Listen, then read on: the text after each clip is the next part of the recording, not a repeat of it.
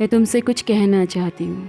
सच कहूँ तो तुम्हें बताना ही चाहती हूँ कि देखो, रिश्ते निभाने की कोशिश करने वाले लोगों के रिश्ते आज भी टिक रहे हैं। हर रिश्ते में उलझन है। तुम्हारे जाने के बाद आसपास के लोगों को देख रही हूँ तो समझ आ रहा है कि हर रिश्ते में उलझन है। बशर्ते जो लोग कोशिश कर रहे हैं अपने रिश्ते को बचाने की, उनके रिश्ते बच रहे हैं। तुम जानते हो, जो एक तरफ़ा मोहब्बत कर रहे थे, उनके साथ वक्त गुजारने के बाद वो मोहब्बतें अब दो तरफ़ा होने लगी है।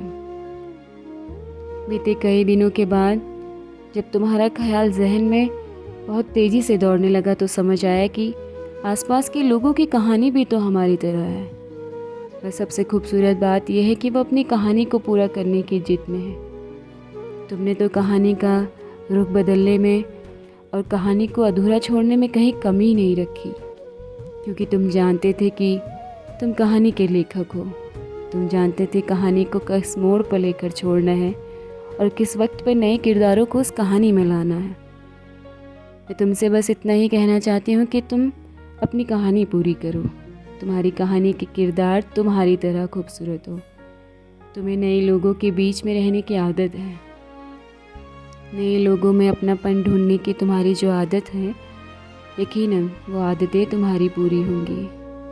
मैं सिर्फ तुमसे इतना कहना चाहती हूँ कि अपनी कहानी में किसी अगले किरदार की कहानी को अधूरा मत रखना।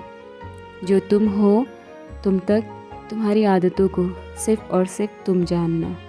किसी और को अपनी आदत लगने के बाद उसे अधूरा रखने की कोशिश मत करना। तुम जानते हो ना कि हर इंसान एक जैसा नहीं होता। वो नहीं समझ पाता है कि कहानियों को पूरा करने के लिए दो तरफ़ा लोगों में एक तरफ़ा इंसान कितना घुटता है। और सच कहूँ तो इन सब बातों को करते हुए आंखें नम हो चुकी है और तुमसे सिर्फ इतना कहने को जी करता है कि तुम सही हो या तुम सही थे। लेकिन तुम्हारे लिए दुआ है कि तुम जहाँ और जिस हाल में हो, जिसके साथ रहो, मुस्कुराते हुए रहो, क्योंकि मैं नहीं चाहती कि कहानी दो तरफ़ा अधूरी हो। मैं चाहती हूँ कि एक तरफ़ा कहानी ज़रूर पूरी हो। मेरी ना सही, तुम्हारी कहानी तो पूरी हो।